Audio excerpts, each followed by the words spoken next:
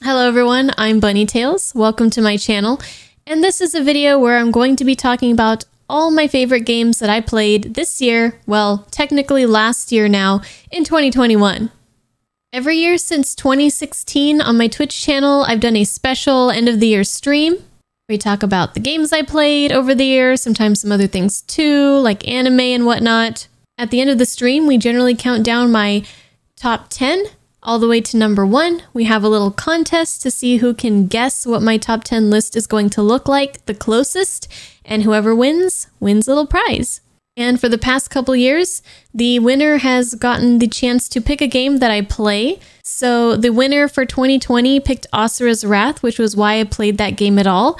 That was Kodoom. And this year, Mike Ichiban won, or Mike Kearney here on YouTube. He won and he picked Control. So anyways, last year I started making this event into kind of like a proper award show. There's a lot of work that goes into it, but it's a lot of fun. I select categories and then nominate different games or characters for those categories. And I have someone in the community read it off for me, put it together into a little video, share the video on stream, and then we talk about it a little bit afterwards. So that's kind of what we're going to be doing here, but it's going to be hopefully quite a bit more organized, less distractions from chat, and hopefully less scatterbrained from me. But yes, so today we're going to be looking at those nomination videos, and then we're going to be looking at the videos for each of the top 10 all the way to number 1. And then at the end, I made a little video that is going to be showing some of the games that I hope to play this year in 2022. So let's take a look at the first nomination video. The nominees for Best Combat are Hellblade: Senua's Sacrifice, God of War,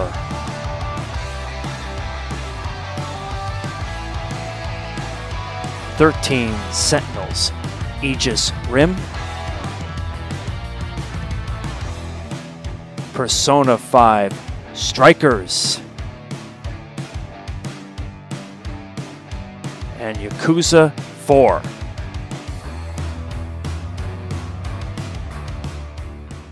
And the winner is God of War.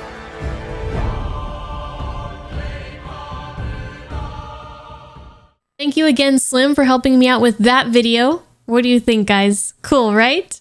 I made it all by myself. Of course, with Slim's help. So, just some quick thoughts on some of the nominees for Best Combat. Hellblade had a very simplistic combat, not too much going on, but it was very satisfying. It was kind of like a full sensory experience with the effects, like the lights, the sounds that go into it. When you slash at an enemy, you just feel the weight and the power behind that strike. And that's one of the things that I love the most, are games that are really able to put that kind of like, you can really feel the power of the attack that you're doing and like the weight of the weapon and things like that.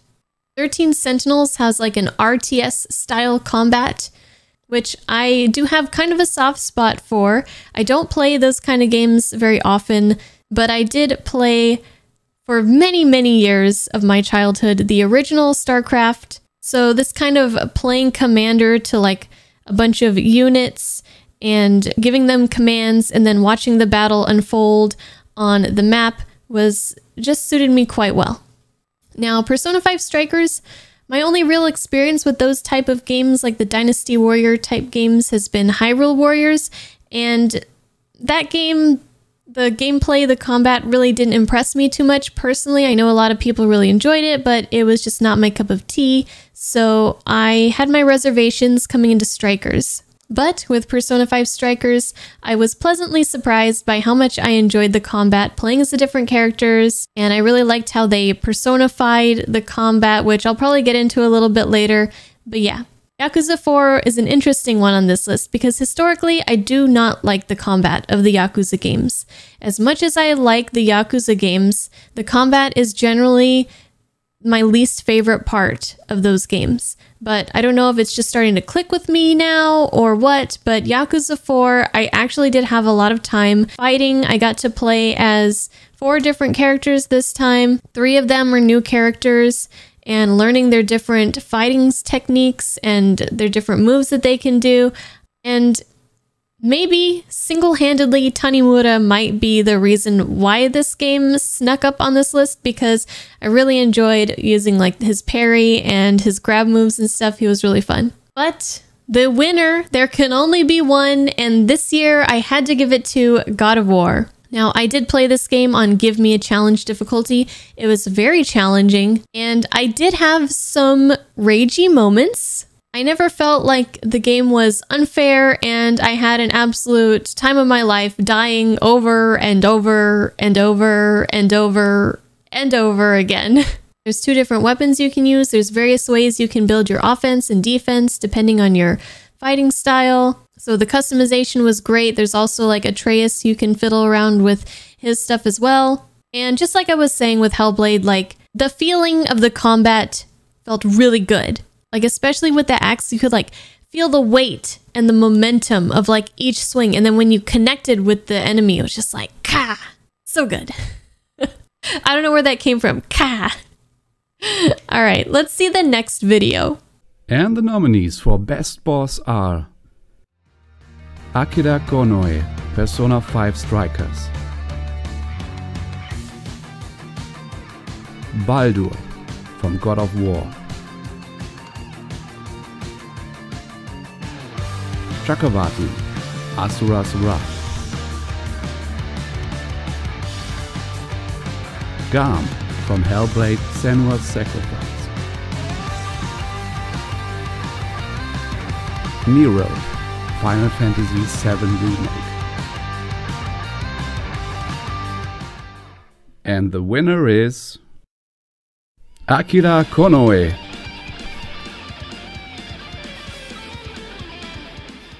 Thank you to Clamp for helping me out with the video for the best boss fight. Now, there were some very, very, very intense boss fights that we had this year. Some very memorable ones. Baldur, for instance, from God of War. I'm talking about the very first time you fight him. That fight really set the tone for the ferocious and fast-paced combat that was going to come in the game. I really loved the cinematic aspect of it, and just the movement all across the screen, all across the area that they're in, even leaving where you think the battle is taking place to like a whole other area entirely. It's just very fast and chaotic. What an introduction to that game, you know? And then we had Chakravartin, which is the final boss in the DLC of Asura's Wrath, which is actually the true ending of the game in that DLC. It's an older game, but this was crazy. It was a 3-phase fight. It was like larger in life spectacle of lights and colors, and you're going like all these different places. It's just like crack cocaine for the eyeballs, you know? And then the final phase brings it down to like a monotone, a very intimate setting where you have like the final duel with your opponent. So good. And Garm from Hellblade. This fight induced pure terror in me. When you play this game for the first time, not knowing exactly what's coming up, you're very afraid to die because you know that dying too much can have very dire consequences. I can't really talk about that too much here, but you're basically in constant fear of dying. It also didn't help that I went through this whole game not really understanding some key aspects to the combat, so I was definitely playing with a handicap that I didn't mean to play with, but I did. So that made it much more difficult and therefore absolutely terrifying.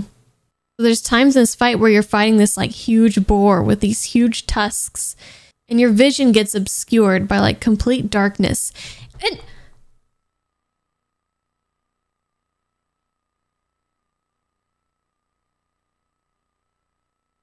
as I'm reliving that terrible moment in my mind, this terrifying creature jumps up at me.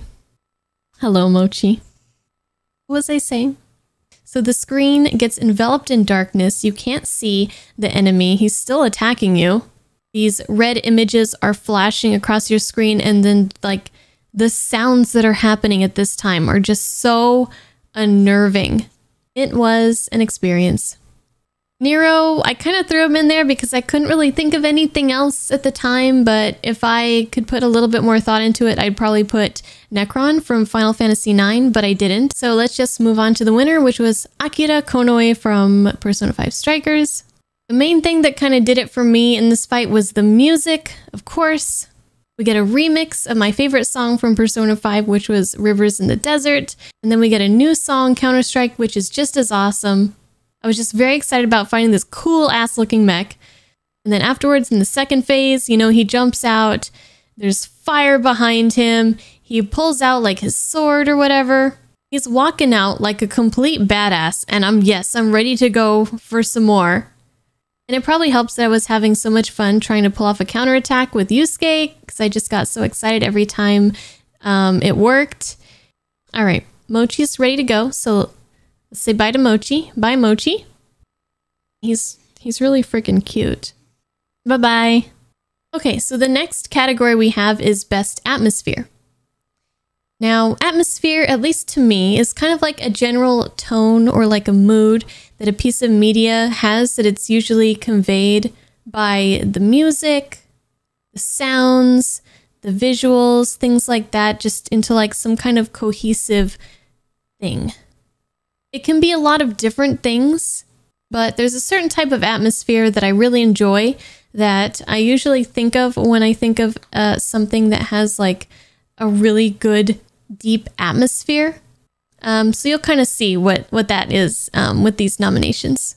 Thank you to my friend Ling for helping me out with these. The nominees for Best Atmosphere are Detroit Become Human,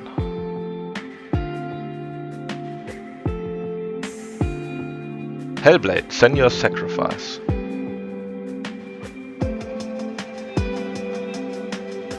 Little Nightmares 2,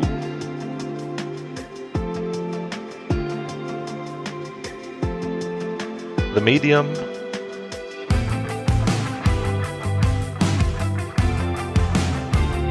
Metro 2033.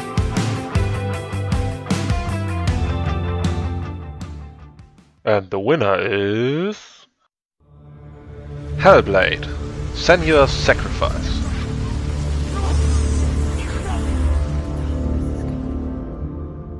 Okay, well, I'm not very good at describing things like this, so these are probably going to be quick. So for Detroit Become Human, I really appreciated how every character of the three that you play as, even though they all exist in the same world, their worlds feel very different from one another's. They kind of have their own independent atmosphere with like the color palettes that's used, the lighting, the music. But then when you still put them all together in one game, like it works. So I thought that was really cool. Little Nightmares 2 has a very dark, very creepy atmosphere. When you're inside, a lot of times it feels very claustrophobic. But when you're outside, even though there's a feeling of openness, the game still makes you feel very small. And like the world is kind of collapsing in on you almost in some places. It makes you feel very alone, very vulnerable. The Medium. I had no idea about this game going in. I don't know why. I just kind of assumed it was kind of like a first-person horror game, kind of similar to Layers of Fear or something like that. But it ended up being not that at all. It's a third person, but with fixed camera angles, which I know not everybody is a big fan of, but I really enjoy them. It reminds me of like old school Resident Evil and stuff, and it really helps to set the tone for certain scenes. And then the whole world has kind of like these muted tones. Everything feels kind of like old and weather beaten, kind of like abandoned and derelict places. Really cool. And then Metro 2033, let me tell you, I'm very excited to play the sequels to this one because this one was just on another level. The underground areas, they had a very like dark, cold, claustrophobic feeling, but there was also like at times a lot of airflow in these like underground tunnels that you're going through and caves and stuff. A lot of times it gives you like this supernatural feeling, which is like really cool. There's like these flies that are like landing on the screen and these creepy spider webs and creepy spiders. And then you get outside and it's like the whole world opens up. It's like a lot brighter, lots of grays, lots of kind of like whites. And it's kind of like stormy weather and stuff. It's like snowy. The wind is going. You got rain going, landing on your face visor and stuff. And you'd think it'd be like a relief to get out of those tunnels, but it's actually feels like a very unforgiving, very cold, very uninviting world. But, of course, I have to give this award to Hellblade: Senua's Sacrifice. So the sound design is one of the major things that contributes to this atmosphere that they have built in this game. You have to play it with headphones because then you get the surround sound where you have all these voices of Senua whispering, and they're like on this side, and they're on this side, and they're in the back of your head, and it's just like very immersive. And then you're seeing the world through Senua's perspective, so things become brighter when she's feeling like more clarity or like, you know, peacefulness, and then things are very like dark and uninviting when she's afraid or if she's in pain. And then there's this great use of like distortion with like the lighting and the effects that go on over the top of this world that you're viewing. And it gives this kind of surreal feeling to it all. And it's just something that you have to experience for yourself. So next up we have Best World Building. Now what world building is, to me anyways, is the world that the game takes place. It feels like a fully realized world that could actually exist. There's so much thought put in, there's so much attention to detail. The world feels alive and it feels like it doesn't just exist in this moment, but it has existed for a long time before and it will continue to exist. You know, there's like a history to it a lot of times. So the person who helped me out with this video is Regis, so thank you again Regis, and here's the video. The nominees for Best World Building are Final Fantasy IX,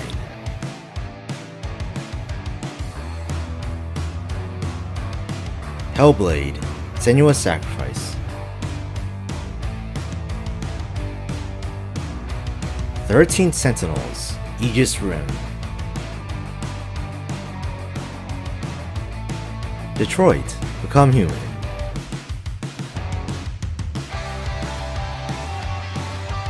God of War,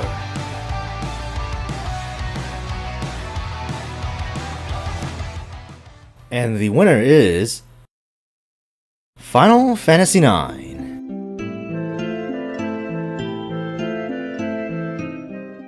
Now it's hard to talk about Hellblade with regards to this subject because it's hard not to be spoilery when talking about this particular subject. But all I can really say is they built an amazing world with lots of different areas to explore. And it's steeped in Norse mythology and lore, which is very cool. And you guys are just gonna have to play the game for yourselves. Moving on, 13 Sentinels.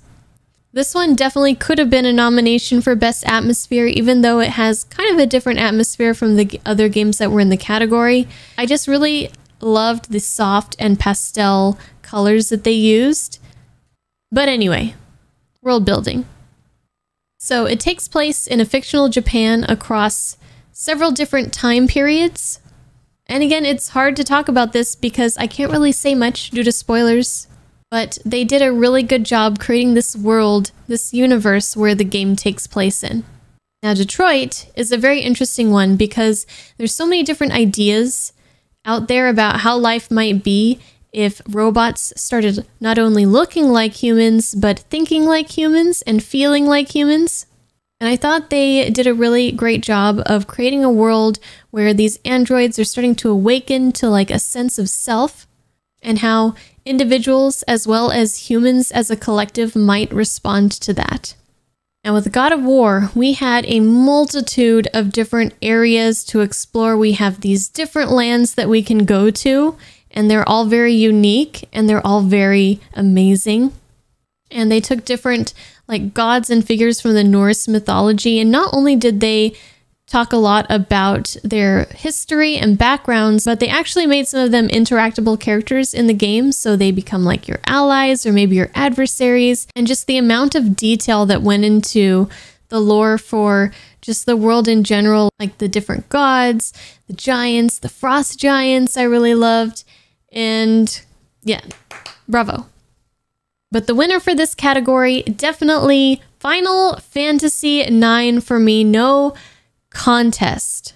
The sheer amount of locations that you travel to on this epic journey is insane. Like, there's so many different places, but they all feel so unique. The attention to detail for every town, every city was absolutely amazing. It made them feel so alive. Each one has their own personality. They each have their own personality as far as the aesthetics, the music, the inhabitants. They have like a history to each one of them.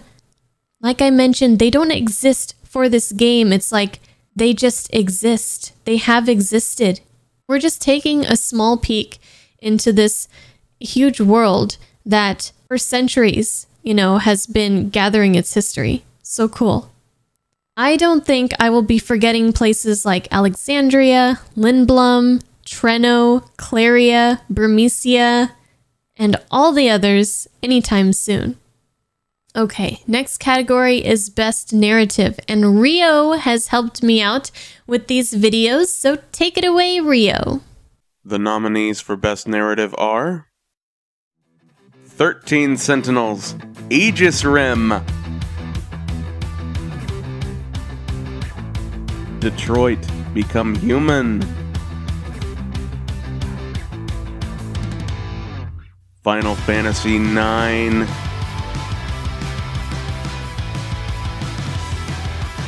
Persona 5 Strikers, Hellblade, Senua's Sacrifice. And the winner is 13 Sentinels, Aegis Rim. Now, I won't go into the story for each one of these games. If you played it, you know they have an amazing story. If you didn't play it, you should probably play them. But let's talk about 13 Sentinels, because I think for me, the main driving force of this game, while it had so many very good aspects to it, the story was where it actually excelled like so much. So in 13 Sentinels, you view the story through the eyes of 13 different characters. The thing is that you're getting little bits and pieces of the story at a time, and they are not in the right order. It's all very complicated and confusing at first. Actually, it's very complicated and confusing all the way up till, I guess, pretty much the very end. But the adventure of unlocking each of these small mysteries is so much fun. So you get these little revelations here or there because you have this theory, right? And a lot of times your theory is wrong, but you're trying to figure out how things are going, and they just throw it at you. They're like, we're going to give you this little piece of information. You're just like, your mind is blown. Or if your suspicions are realized, you're like, oh my God, I knew it.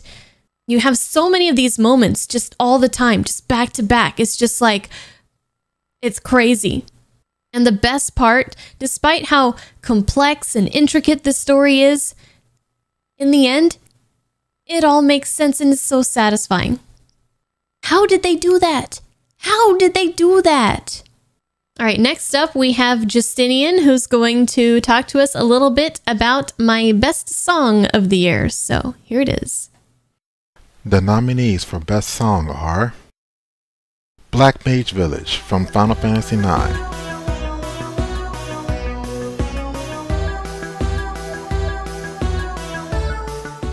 Counter-Strike from Persona 5 Strikers,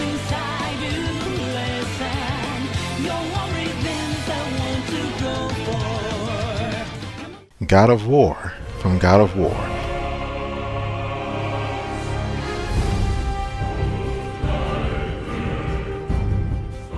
Fade from The Medium,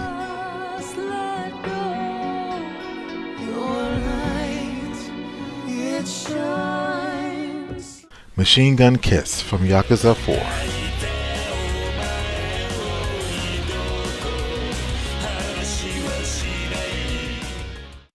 And the winner is Counter-Strike.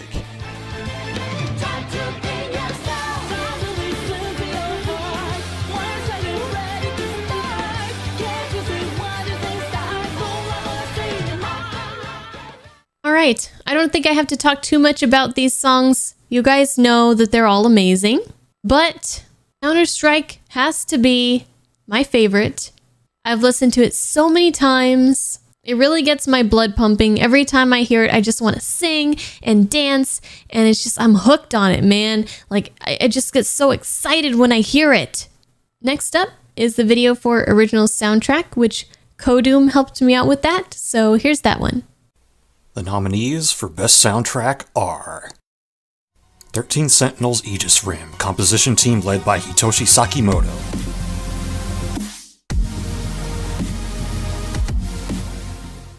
Detroit Become Human, composed by Philip Shepard, Nima Fakrara, and John Paisano.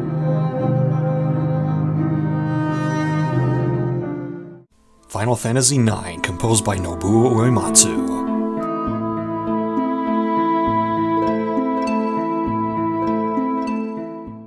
God of War, composed by Bear McCreary.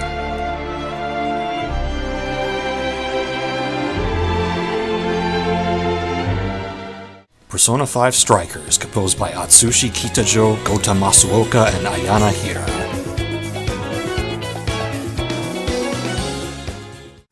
And the winner is Persona 5 Strikers.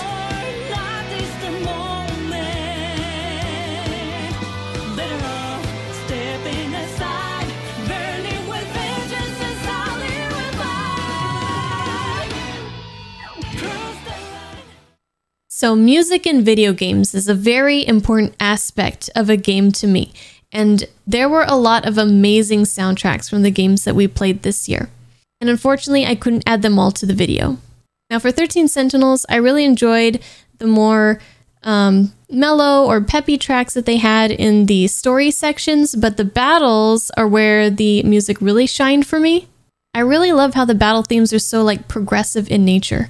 They don't follow the normal pattern of like repeating a chorus over and over again or things like that. They're always switching things up. The music is always changing. They're always adding like more instruments, or maybe the tempo will go up or something like that. And they just feel so epic. So you guys have to listen to those. And God of War, whew! This was such an emotional and epic sounding soundtrack. Definitely so close to getting the #1 spot, honestly. Like for the nomination for Best Song, the main theme for God of War is something that I really can't listen to without getting like all up in my feels, you know?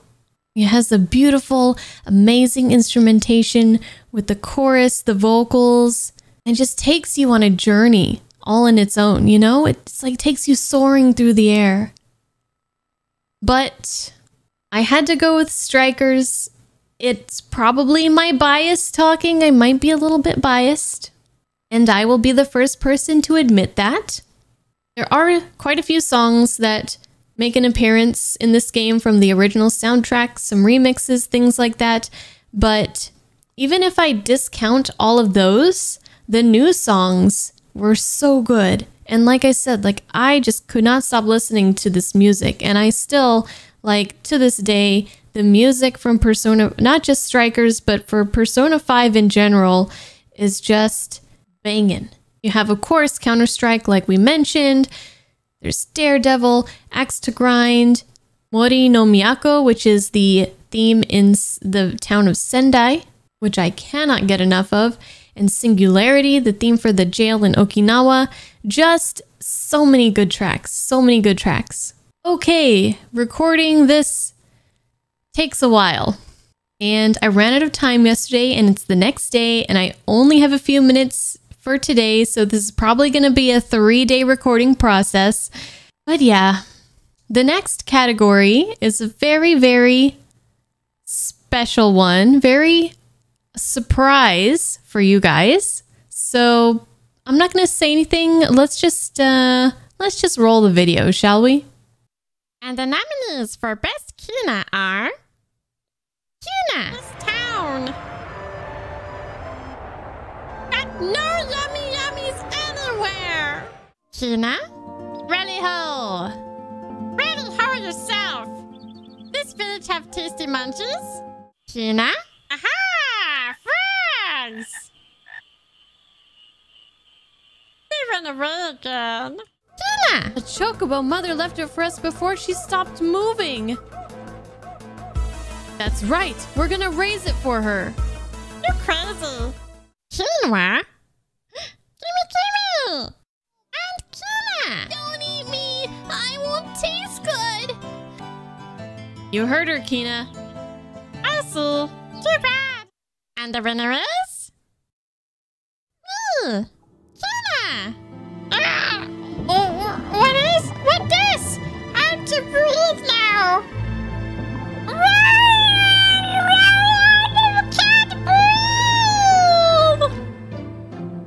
That's because you think we're inside an ocean. I can breathe fine. We're not in the ocean? You're right! I breathe okay now. Alright, I hope you guys enjoyed that special category.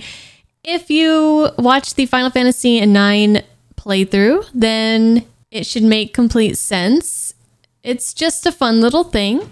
If you didn't, well, you might be a little bit confused. Go watch the playthrough. Okay, guys, for the last two, we have Best Boy and Best Girl. This was really tough this year, and there were not really any clear winners, especially for Best Girl. But let's just watch the first video. For this video, I had Will Bill, the Aspie Rebel, to help me out with the recording. So thank you, Will. Here we go. The nominees for Best Boy are... Vivi from Final Fantasy IX. Connor from Detroit Become Human. Kratos from God of War.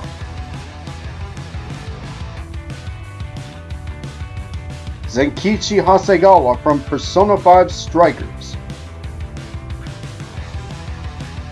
And Nenji Ogata from 13 Sentinels Aegis Rim. And the winner is... Zenkichi Hasegawa!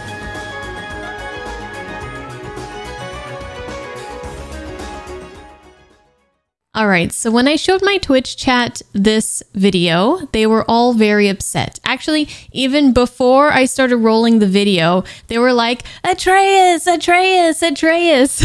So as I was playing the video, I was starting to get a little bit nervous that there was going to be an uprising, that he wasn't even nominated, that Kratos was nominated. So let me just address that really quickly.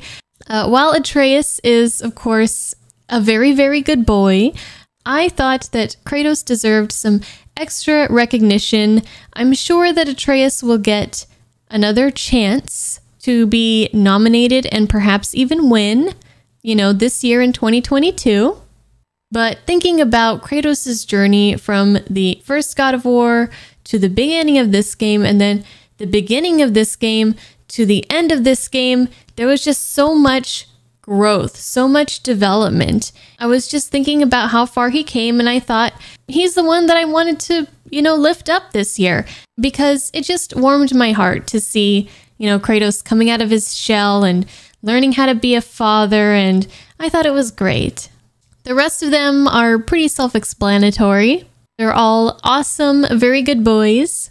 But this year for the winner, I had to pick Zenkichi from Persona 5 Strikers. It was pretty much love at first sight when he did that goofy little guffaw at when we first met him at that conference.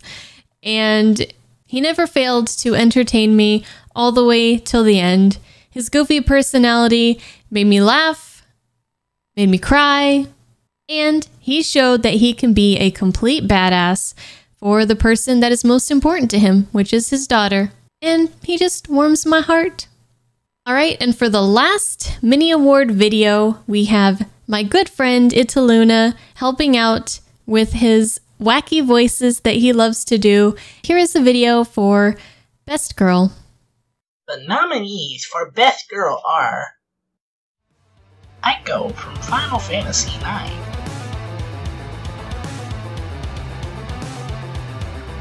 Natsuno Minami, 13 Sentinels Aegis Rim, Senua from Hellblade, Senua's Sacrifice, Sophia from Persona 5 Strikers, and Yuffie Kisaragi from Final Fantasy VII Remake. And the winner is Senua.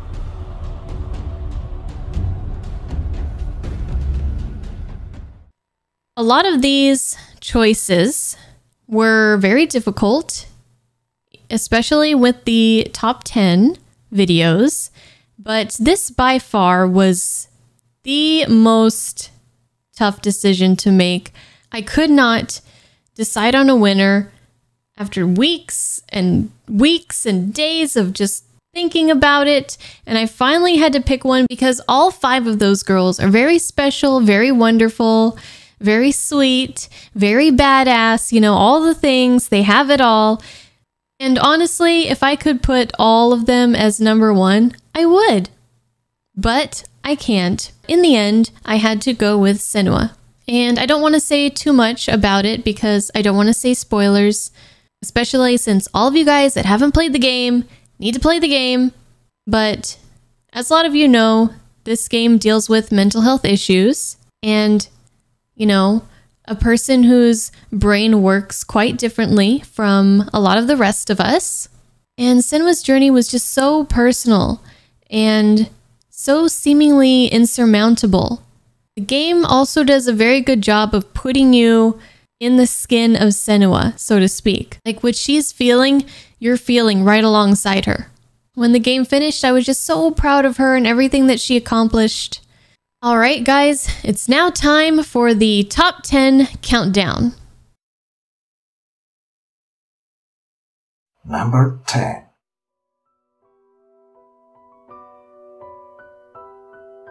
Crying tears in isolation, the lost time, what was mine, searching, shivering in the darkness of my mind. I'm so blind, screaming breaks the silence. Okay, so the medium. Yes, that is my number 10 pick. This game really surprised me. When I went into it, I had no real idea of what kind of game it was. I actually thought it was going to be like a first-person viewpoint, like a puzzle kind of game. And there are quite a bit of puzzles in this game, walking around and exploring, which was a lot of fun, but I really enjoyed the fixed camera angles. They reminded me a lot of like old school Resident Evil games, Dino Crisis, things like that. And then there was the split screen aspect where Marianne is in 2 different kind of worlds at once, and it adds a lot of cool puzzle elements to the game. And I also loved the mystery of the story. Like, who is this mysterious man who calls us on the phone at the beginning of the game? Who or what is this monster that's chasing us around? What about the little girl that we see in the spirit realm? I will say that it looks like they were trying to set up for a sequel, and for me, this game really could use a sequel because the way it ended, there's still a lot of questions about what is happening with these characters, and I really need to know the answers to that. I'm very invested. And also, I just love to play another game like this. So congratulations, The Medium, for winning that number 10 spot. All right, let's take a look at the number 9 winner for my top games of the year. Number 9.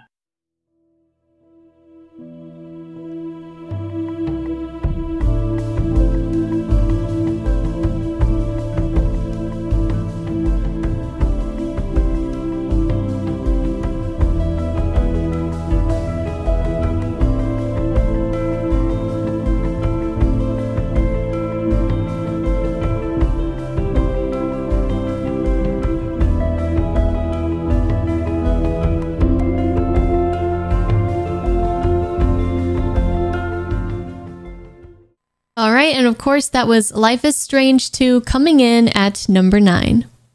Basically, this was Feels, the game, for me. I fell completely in love with these two brothers, Sean and Daniel, and I really felt for them and the situation that they were in and how hopeless everything seemed to be. I loved exploring the world in detail and interacting with all the different characters. And this game really did have actual consequences for your actions. I won't say too much, but your actions in the game will decide what kind of ending you are able to get. So choose wisely. And lastly, this is probably the game, or definitely one of the games, that made me cry as hard as I did in the first Life is Strange game. So that is saying quite a lot. Okay, let's take a look at number 8. Number 8.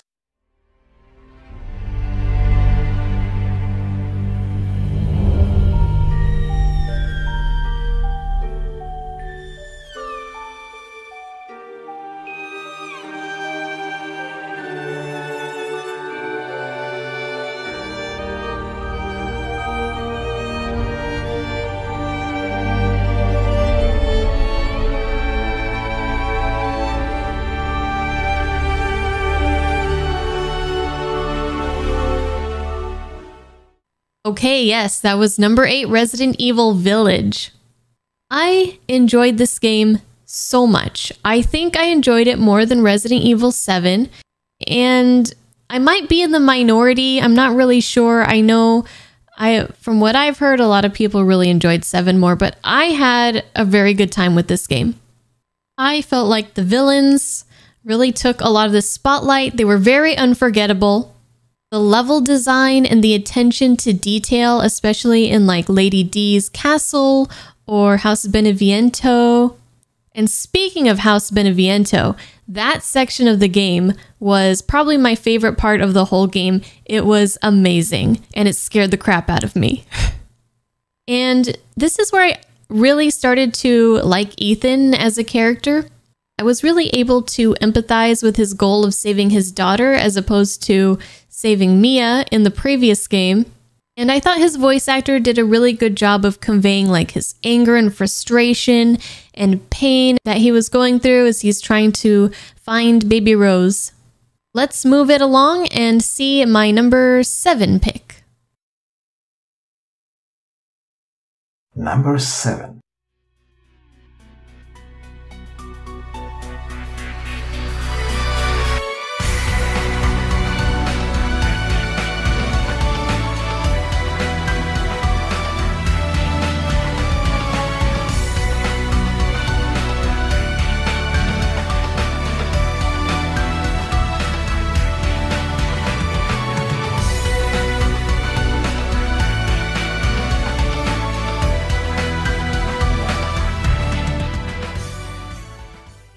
As you can see there, my number 7 pick was Yakuza 4.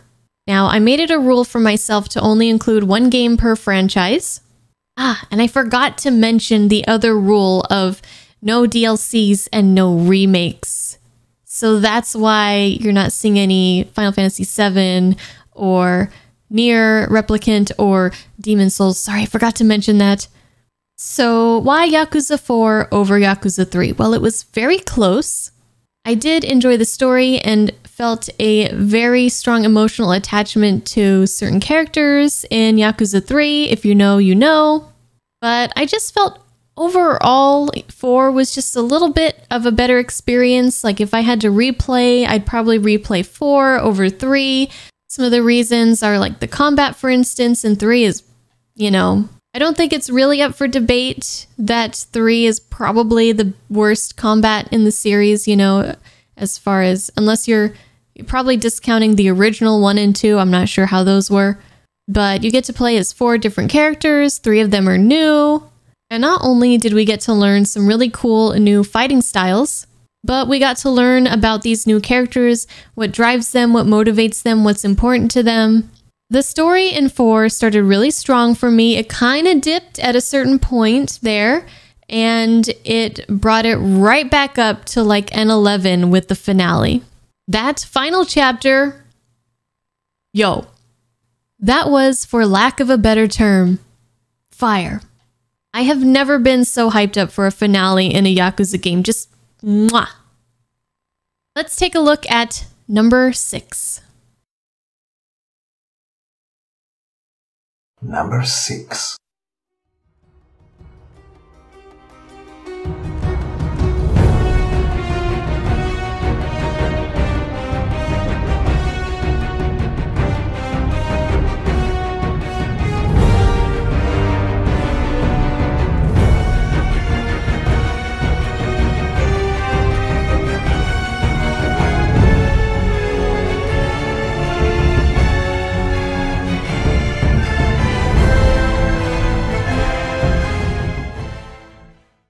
Yes, God of War. I loved absolutely everything about this game, and I feel like it's a little weird being number 6, not even the top 5, but there was just a very intense competition this year. Like, just unreal. So we already talked about the combat, the music, things like that. But we can't forget about the other amazing things that this game had to offer. I absolutely love the characters. Of course, we have Kratos and Atreus, but we also had characters like Brock, Sindri, Mimir. They all just made me laugh so many times, and I absolutely love them for that. And then there's Freya and even Baldur, who have so much pain from their past. The character interactions, top tier. And then the journey. Now, I'm going to put a minor spoiler alert here, so if you haven't played the game, maybe skip this part. Minor possible spoilers starting now. So if you're going to the game almost completely blind like I did, you start out with this mission that you have to do right at the beginning of the game, and you think that you're going to just go there and do it very quickly, and then the rest of the game is going to happen after that point. At least that's what I thought. But this task ends up taking the whole game. So how do I explain this? Point A is going to be just the beginning of the game, and everything else will follow it. But it keeps getting pushed back and back and back. I feel like it makes your perception of it take a lot longer and makes the journey feel a lot more arduous than it maybe would have felt if you knew that it was going to be the end of the game when you finally finish this. I don't know if that makes any sense, but it makes you feel the weight of that journey, the burden that the characters go through very, very strongly. And then when you finally get there, it feels so powerful, so good. I feel like it really did a good job putting the player in the shoes of these characters. When you finally get there, you just feel such a relief. And you think, we made it. We finally made it. Okay, day 3 of recording, but all we have left are the top 5. So here's number 5. Number 5.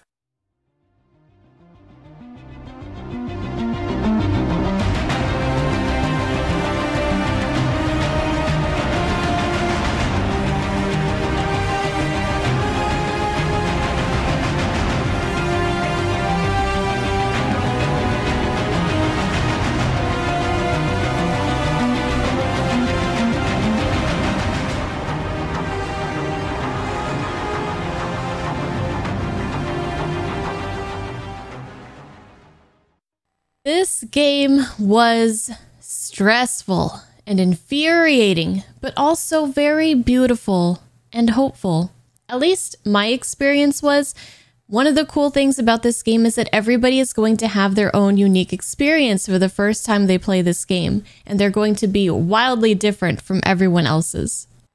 And that is one of the amazing things about this game, is the sheer number of paths you can take in every scenario. It really boggled my mind to see, like, at the end of certain scenarios, just the number of different diverging paths that you could take, depending on your actions and your decisions.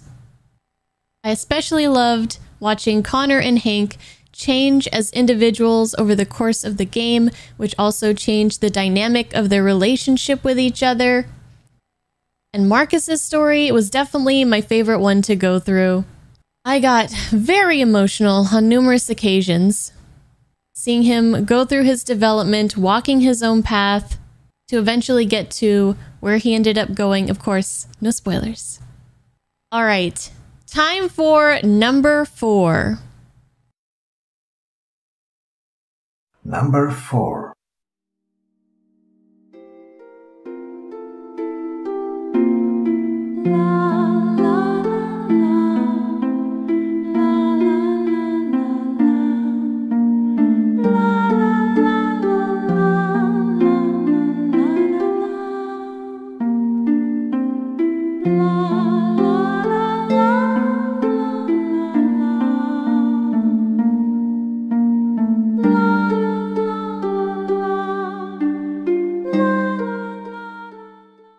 Yes, here it finally is. One of my favorite playthroughs to have done on this channel. Absolutely so much fun doing all the voices for all the different characters.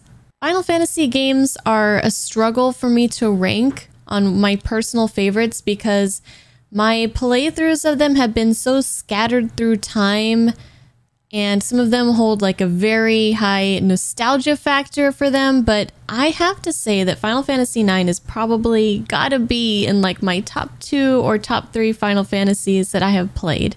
We already talked a little bit about the world and the locations and how much I loved exploring, and we definitely cannot discount the amazing musical score by Nobuo Uematsu.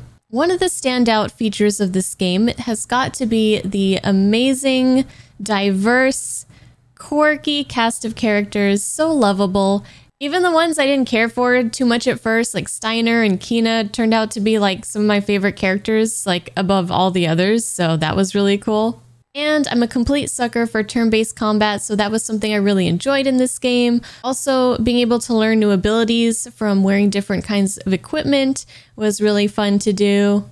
I also really loved what a major role the summons played in the story and the events that were happening, and those cutscenes, man, were just amazing to see. Oh, and the characters might look all cute and chibi, but don't be fooled. The story in this game, it goes way dark, and it covers a lot of very serious and difficult topics.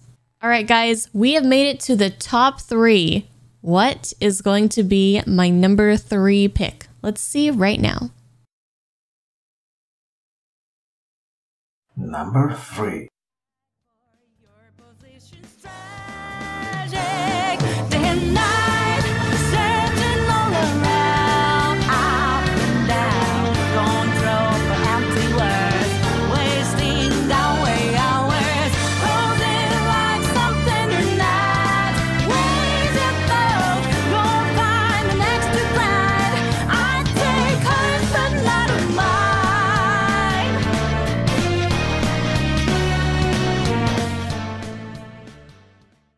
And as you saw, we have Persona 5 Strikers as my number 3 pick this year.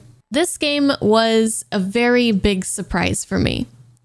At first, I actually thought I would just skip this game because I thought it was going to be like just kind of a Dynasty Warriors clone, like a lower tier spin-off game of, you know, the great Persona mainline series. And I honestly didn't think it was going to be worth my time to play over the huge multitude of amazing games that I have in my backlog that I've been dying to play for literal years. But I was pleasantly surprised that I was so wrong. It's not the mindless hack and slash game that I was anticipating. There's actually a lot of strategizing that you can do and that you need to do to survive some of these very difficult fights. It kind of reminded me of the Final Fantasy VII Remake combat, where it's like an action combat, but you can also pause so that you can stop and think about what your next moves are going to be, and you can strategize. And it came with all the flair of Persona 5, like the all-out attacks, the baton passes, the showtimes, so I definitely felt right at home. We don't really need to talk about music because we already did talk about it a little bit earlier. And we all know that Lin Inaizumi is the most precious entity in this entire universe, and the composers are clearly aliens because how is it humanly possible to make music this fucking bangin'? And while we don't have as much of the social aspects that we love from the mainline Persona games, the characters, old and new, and the story are definitely up to standards. If you guys loved Persona 5 and still haven't gotten around to this one yet, there's no real nice way for me to say it. You done fucked up. But it's okay. There's still a chance to fix that. So get on it. All right, 2 games left, so here is number 2. Number 2.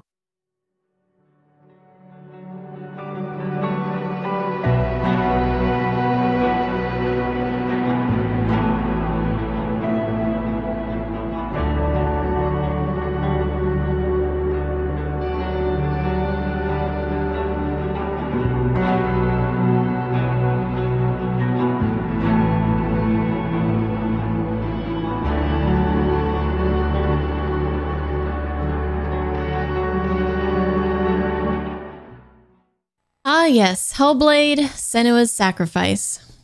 This game was so close, like so close to the number 1 spot. You have no idea how hard of a decision this was.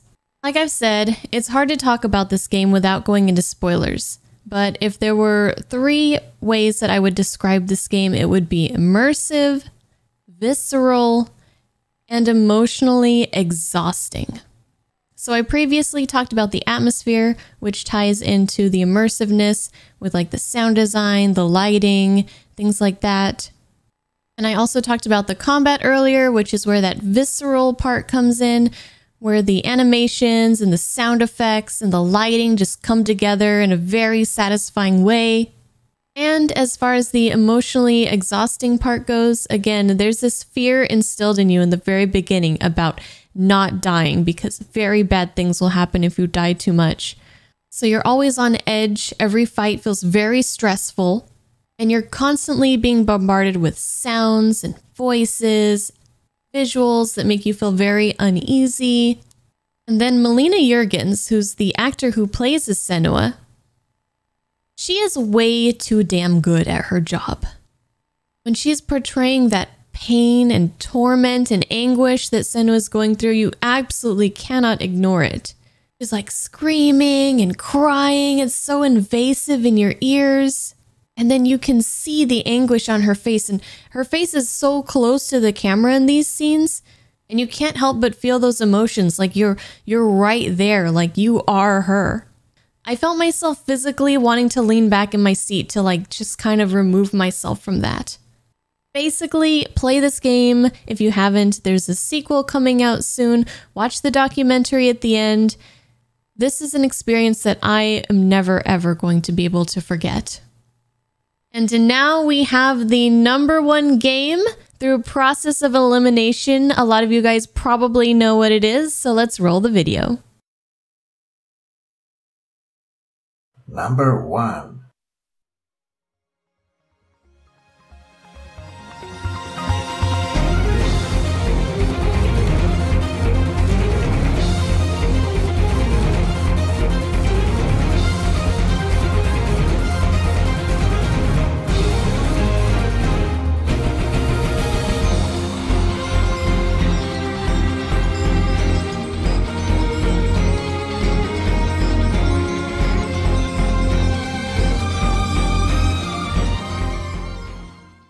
Okay, yes, 13 Sentinels.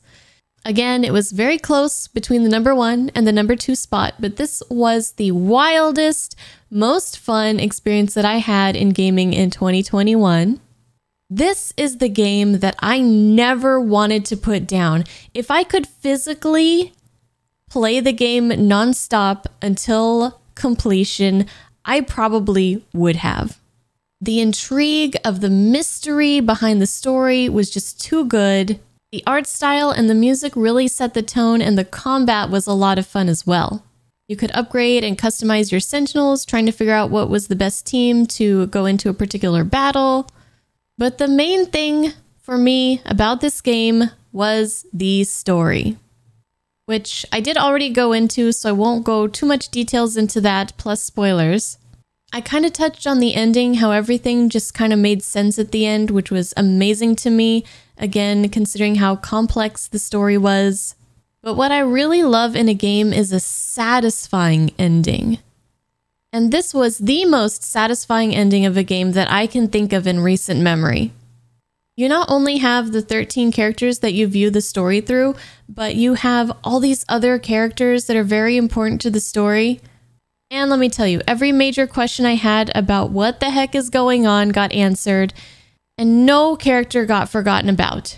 Out of like 20 plus characters that I was invested in, they all showed up or were at least referenced in the end, which a lot of times when I finish a game, I feel like, you know, some characters kind of just get tossed away. But in here, no, none of them did. And it was such a beautiful ending. You know that feeling after you finish like a movie or a book that you really enjoy, and you have this like swelling of happiness in your chest that you just like, you can't even contain it. You feel like it's just gonna burst out. That's 13 Sentinels. And that was my top 10 games that I played in 2021. What an amazing list of games. Now, of course, we want to talk about the new year. What are we planning to do this year? What games are we going to try to get to? I have a list of games that I'm looking forward to playing in 2022.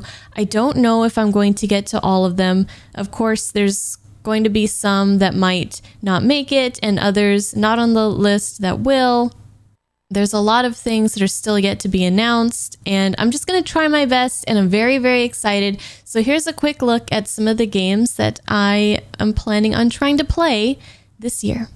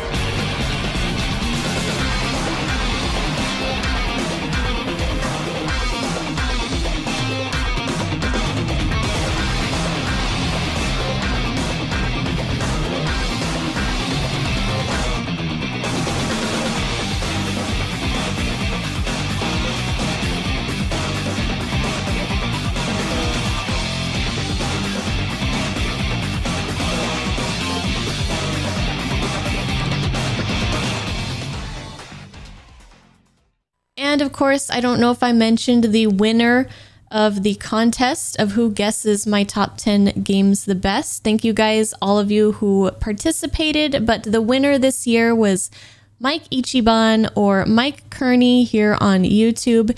He picked Control, so add that to the list as well. And that's it. That's a wrap. That's 2021. I had a great time. I'm so excited that so many of you guys here on YouTube have been enjoying the playthroughs that I've been editing and putting out for you guys. As some of you guys know, I've been doing Twitch for a long time, but YouTube is relatively new, and I'm very pleased with, all the new friends that I have been making. And I hope you guys will join me for another year of awesome games. Of course, if you want to ever join my Twitch stream, I do stream at twitch.tv/Bunnytails, just like here. I know not all of you can join because of time zones, but I usually start around 4:30 p.m. Pacific time and end around 8:30 p.m. Pacific time. Of course, my schedule for Twitch is posted here on the community tab, along with the YouTube schedule every week. You can also find it in my Discord, or if you go to the Twitch site, in my profile, there is a section for my schedule there as well. And I think that's about it. Thank you guys for watching, and I'll see you in all the upcoming playthroughs that we're going to be doing this year in 2022. Bye bye.